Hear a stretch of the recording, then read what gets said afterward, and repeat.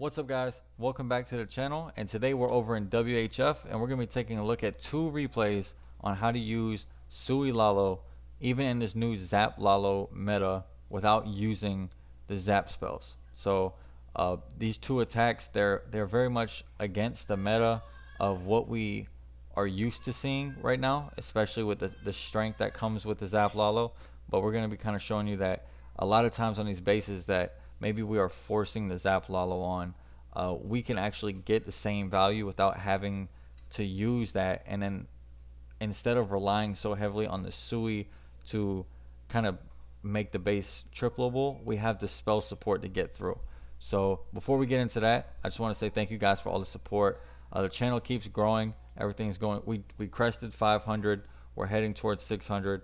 Everything's going pretty well, and I just want to say it's all up to you guys.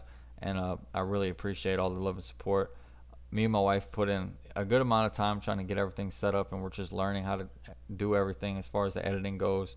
And I hope you guys are enjoying the content as much as we are enjoying making the content. And big shout out to JOFF. This was a close war. It was a good war for both sides. We ended up just edging out the slight victory, and GG to them. I mean, they were one triple short, so it's not like it was a blowout by any means. Could have went either way. So GG to them. But we ended up getting the victory. And let's get into the video. And the first attack we are going to be looking at is coming from none other than my man Buraz. Okay, so Buraz is coming in here. I had a double fail this war, so not OP Ghost this war.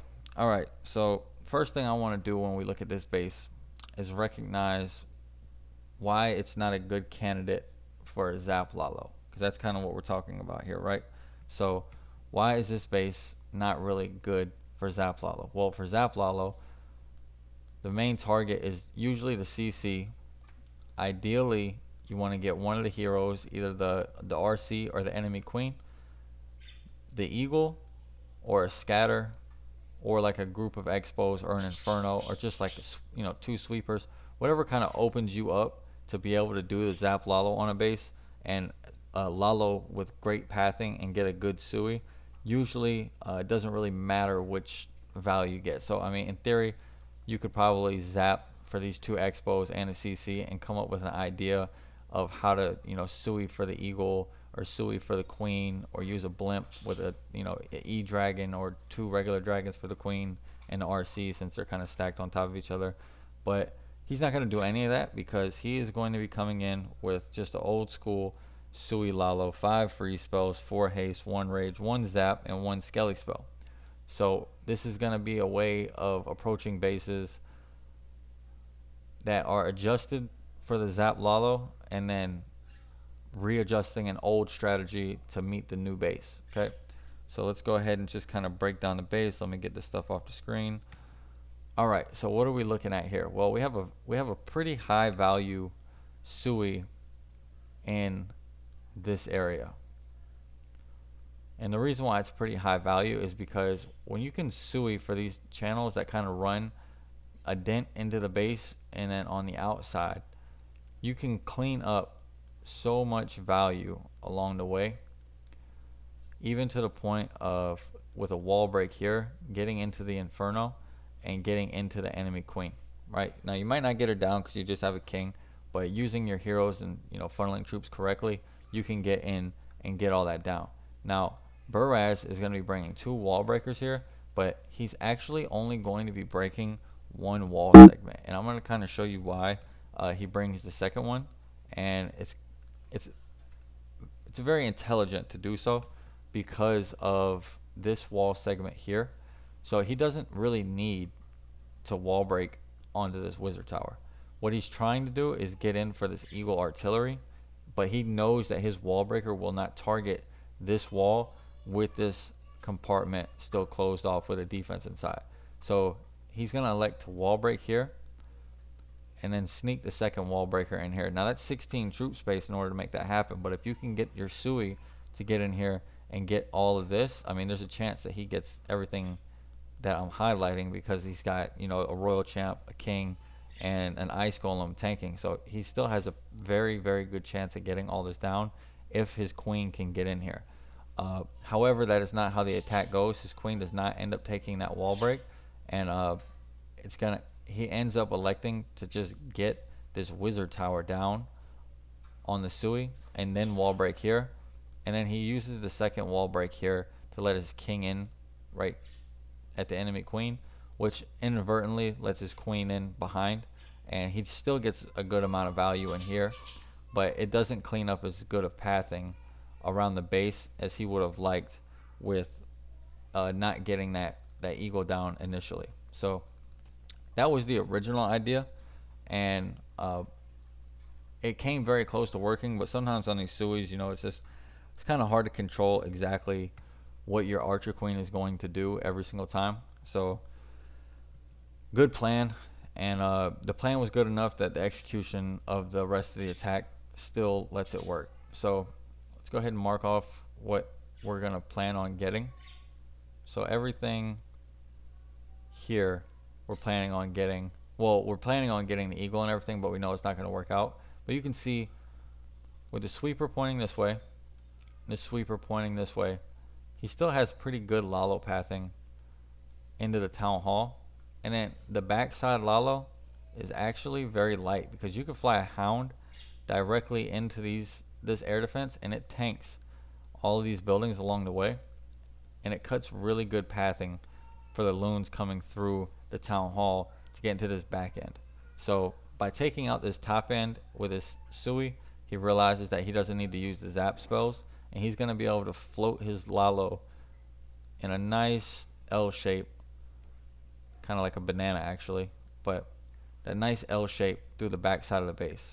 Now you're going to see some interesting use of the lightning spell, and I'll just kind of call it as we go. But basically what I'm trying to get through in this video is sometimes using the heroes in like an old school Sui Lala where this guy has the base built and he's trying to defend, the new meta attack where everything is stacked up. Instead of being everything stacked up in the core, he's trying to stack everything on the outsides of the base. And so he's got really exposed Eagle artillery, really exposed scatter shots, heroes kind of centralized but suiable. So he's kind of risking a lot here to avoid the zaps. He's got the CC very close to the town hall, and what that's trying to do is force you to zap the CC in order to sui for the town hall, and he's removing all value from around the CC in order to get that. So all the high value buildings on this base are actually going to be behind the CC. So the Sui might get in here, might get these buildings, might even get the town hall and all that stuff, but everything behind the town hall is what the actual value in the base is, and he's denying that by placing the CC, the scatter shots, the expos, and the eagle and the queen away from all that. So Buraz is going to handle that very well, and we're just going to go ahead and get into the first replay here. So taking a look at Buraz coming through with this first initial push, he's going to go lead in with his Royal Champ. And he's basically forming a funnel here because he puts the sneaky gobs right behind the Royal Champ, and he's going to just let this Royal Champ kind of do her thing. Get into that Eagle artillery. Now she's not going to get it down because the scatter shot's there and the expos are there, but he's going to get some damage off, and here comes that wall break. Now, had the king been down maybe right after the ice golem instead of the queen first, probably would have got the queen in there. However, she's going to wrap around for these ground skellies. So that's what I mean. Sometimes the plan doesn't really work, but queen's still going to get a ton of value, and you can go ahead and taking a look at the rest of the base here.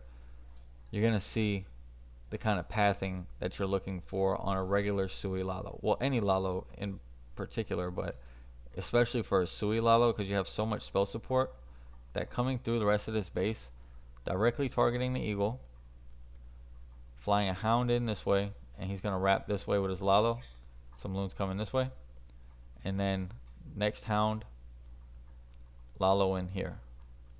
And you can see just barely passing the core of the base, his Lalo is going to come through in a nice tight L shape. Using his loons to support his main group of loons coming through, He's got the battle blimp. I believe he changes it for a slammer mid-attack, but if not, he can always fly the battle blimp into the town hall anyway. Gets an extra hound or dragon. He probably has a dragon in there because he was probably worried about the RC not going down, but he does have a skelly spell. So he has a ton of spell support just to make sure this group of 28 loons and however many is in the CC is going to make it through the rest of the base. So again, things you want to look for with a Lalo is, can my scatter shots be tanked by a hound that is sitting on an air defense? Are my expos on ground? And can a wizard tower be tanked by a lava hound on an air defense? So his loons can sneak in here without taking any damage relatively, because everything in here will be tanked on one hound. So excellent identification here. Loons coming in, getting the same benefit, pushing in here. Everything's converging on that town hall. So very, very, very good base recognition here by Buraz. Gets that hound down early to make sure that the eagle locks onto the hound. Does end up sending the blimp for the town hall, and here comes the headhunters. Now it's interesting with the headhunters because you do have to freeze them. Now he does kill the town hall with the sneaky gobs and the hound, so he doesn't actually need to use his tome in order to get through the town hall. What he's going to end up doing is using his tome to support the back end push. Gets the skelly spells over to RC, tomes into the backside. He has those loons coming from the bottom to support, and you can see here, because those loons came in from the bottom to support, even though this cannon survived, he has a big group of loons here that's going to go for this cannon, but these loons are going to get down all these buildings, and his Lalo is going to just push into this last scatter shot and this last inferno. He still has a haste in the bag, and even though it doesn't look like a lot of balloons, he still has a ton of balloons left here. So that one cannon kind of threw everything off, but you know, not every Lalo is going to go through it exactly perfect. It's kind of about overwhelming the base. Big group of loons coming trailing. They're all going to meet up.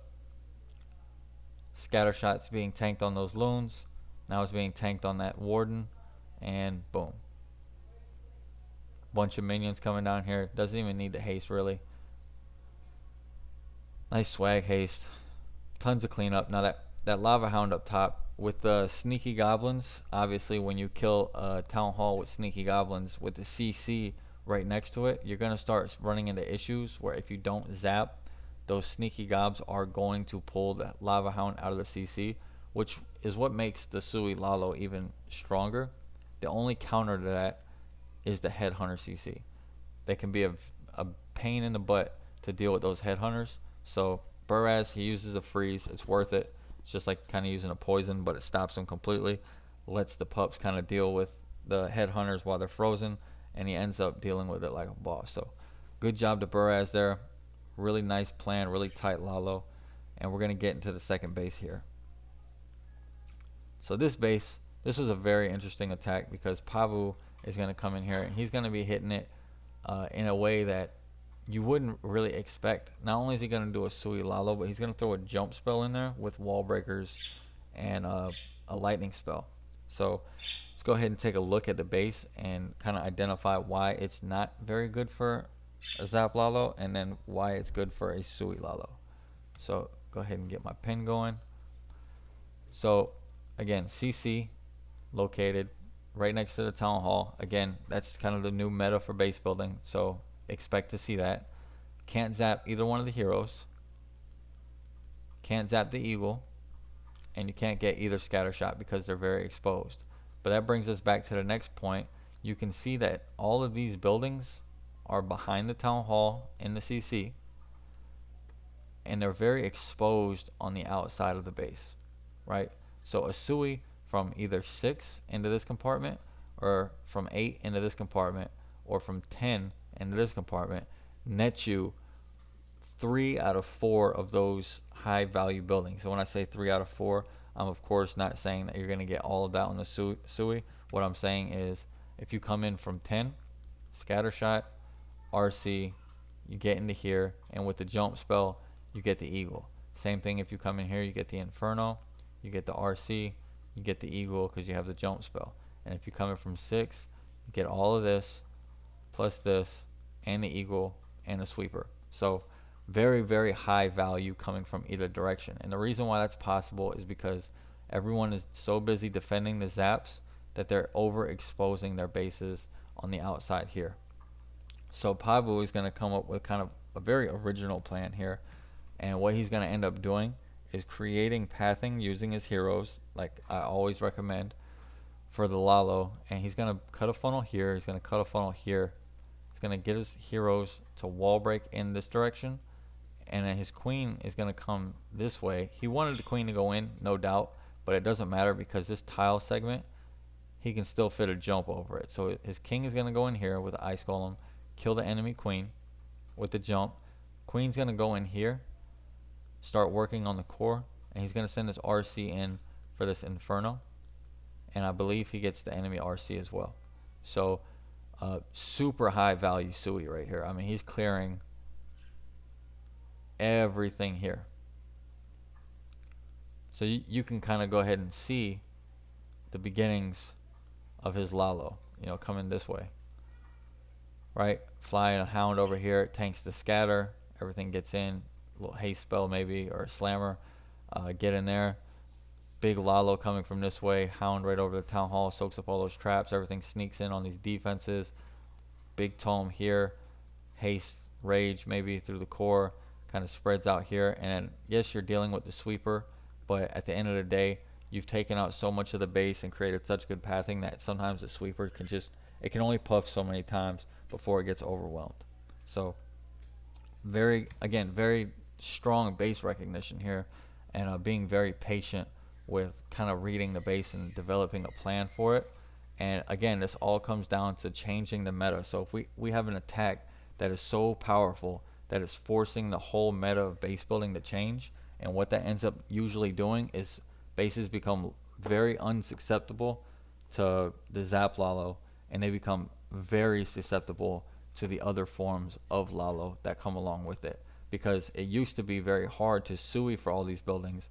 Now suing for them is actually easy because everyone is kind of weakening their core and bringing those buildings outside the base. So you don't really have that rough core area anymore to deal with, like a double scatter shot and an eagle on the inside with a queen. You don't have to deal with that anymore because everything is pushed towards the outside. So Pabu is going to come up with a very, very original plan here. And let's check out the replay. I'll kind of pause as needed. You can see, again, he's using a Yeti to funnel. That's always a great thing. He's using a hog. He's got wall breakers, regular goblins, archers, ice golems. He's got a little bit of everything in his army. So here he comes with the Sui. Now there's just not a lot of damage over here on the enemy, on your king, because there's only 2 archer towers, and the king's going to get one immediately. Now he picks up the Expo, but he knows his king is going to walk out of range. Gets the ice golem down, maybe a little bit late, trying to pick up some damage from those Teslas, and he drops his queen just a little bit higher than what I think he intended. But he creates a massive funnel. King goes inside. He's going to absolutely murder the enemy queen. There goes the barbs. Barbs are amazing at killing heroes too, especially when you got like 50 of them. And then here comes that jump. And while everything is tanked, especially that Inferno, he sneaks his RC right in the pocket. And wait till the Sui's done, and we're going to take a look at the pathing and everything he's created in his base. Queen's pretty much at full health. Uses a freeze to slow down that Expo because he knows he wants his queen to go in here, use the ability to get through the eagle, and then hopefully get the enemy RC as well. So does just that. Now look at this base. Queen almost got that Expo. She hopped the wall, which slowed her down. But look at this base now. Now his Lalo wasn't the best. It was kind of sloppy, and I think the reason was he was really worried about this initial scatter shot on his Lalo. And what I would have recommended would have been float 2 loons here with the slammer, put a hound in here, and then a couple loons in the top, like two and two for those. But then kind of send your Lalo in this way, because the scatter is going to be tanked on the hound, and you can even wait for that scatter shot to be picked up by the slammer in this area, and then wait for it to pop while that hound is just now coming in, and then start your Lalo into the base like this, right? So he doesn't elect to do that, he goes a little bit heavier at the start, which is going to cause him to kind of fizzle out at the back end. But if you look at what he could have suied for with just the slammer and one hound, you'll kind of see what I mean. Let me get my pen back up. Been having issues with this freaking pen. Alright, but if he would have brought the slammer in here with a hound and then started his Lalo, like a delayed hound, like slammer gets in here, send that hound in, slammer pops, gets to here, and then you start your Lalo in this way with a hound flying this way.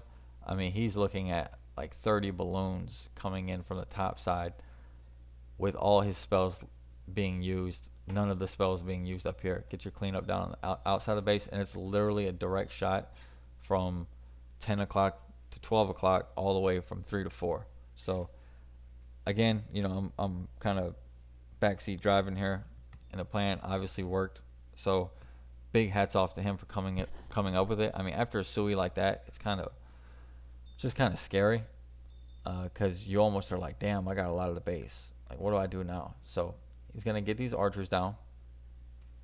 Brings in, I think 6 loons right there. Uses the slammer to tank for the loons, which is good. But they take a big shot right there. Like right here, they take a big shot, and they almost all die. So it kind of does what I just talked about, minus the. Now look at this headhunter. Look at this headhunter. Headhunters are brutal. So he uses the freeze on the headhunters, but they almost kill the warden. Now he's being very patient with his spells, which is awesome. Because he's going to use this freeze. Make sure he's got pathing into the town hall. He's going to get a big group of loons in there. Use the rage spell. Boom, down goes the town hall. And now look at all the support he has coming through the back end. So that sweeper is definitely causing him issues. But like I said, you can only puff on so many groups of loons before you get overwhelmed. He's got like a big group of like 20 loons up top. And the sweeper is down, going in that inferno. Now, if he hadn't used those 7 loons at the very start, he would have had 7 more loons for this 3 o'clock area, which would have really cleaned up his Lalo here. Like if he had another group of 7 loons coming in this way, maybe like 2 here, 2 in here, and 2 into here, they would have came in at the same time that those loons were kind of skipping it, right? And he would have had these loons all kind of converging in at the same time. So, like I said, armchair coaching is never really helpful, but it's always good to look back and see at the things that maybe you didn't recognize, and how to fix them up for next time. Now it gets a little shaky here because he's got the dragon, he's got a ton of pups and stuff, but his loons are very weak, and he's going into an inferno and a wizard tower, so they all actually drop to those last remaining defenses. But he's got the dragon, he's got the warden. No red bomb goes off, lets him keep all his cleanup, and that's a 3-star. So very, very well thought out, well executed plan. Like I said, clean out the Lalo, and that's a 20 loon triple left over at the end. So big shout out to WHF, bringing home the victory. Now, very interesting turn of events. War Whales and WHF, both clans that I'm in, are going to be doing an arranged war tomorrow, and I'll be live streaming some of that. So stay tuned in for that. That should be a really good time. We're doing a pretty big breakdown, 25v25, and it's like a short prep, long war, so it should be fun. Whole 24-hour war. Just kind of see who gets the best of who this war, leading into our weekend arranged war. So stay tuned for that live stream. Of course, I'll be bringing some recaps from that war, because I'm sure we're going to see some spectacular attacks from both sides, and I get to actually commentate from both sides as I'm on both sides of the fence. Also on Thursday, I have my CWL esport war, which I'll be live streaming with voice planning and live attack, of course, with all the guys on Discord. So if you want to stay tuned, or if you want to tune in for that, it'll go live on Discord, and I'll also post it on Twitter when I go live. And then what else is coming up? I have another video being developed right now from our Kings of the Deep war, or 2 wars that we had a day ago. Had a slight hiccup of getting into the clan because I got a new phone, lost access to one of my old accounts, and I didn't feel like recovering it the old-fashioned way. So I'm waiting for one of my co-leaders from Europe to wake up and let me in the clan so I can record. But those replays are gonna come. I'm gonna be recapping our Fury Cap War and our WCL War. I live streamed both of them, but we had some brilliant attacks. So I want to kind of go through the planning process that we had and why those attacks worked. And then I'm also going to be bringing you a base link and a base for you to copy from Alex, who is a member of Top End Building, and he's a very successful member of Top End Building, building for some of the top clans. So he gave me the base link. I'm gonna be giving you guys that base, and you can thank him in the Discord server when you get a chance. So that's it. That's it for this video. Kind of giving you guys the rundown of what's coming up this next week, and following this into this weekend where we're gonna do our normal 5v5 wars and our arranged war as a clan in general. So I hope you guys enjoyed it. Again, big shout out to my wife. She's doing a ton of stuff. I can't even name it all because she's doing like emojis for the server. She's working on getting Twitch set up for streaming. She's working on profile pics. She's also helping out some of the clan members and war whales with new profile pics. So she's doing it all. She's amazing. She's doing all the editing, the intros, the music. So big shout out to her. I don't know. I couldn't do it without her. So all the credit to her, really. But I hope you guys enjoyed it. I'll catch you guys on the next one. Stay tuned for more action. Take it easy, guys.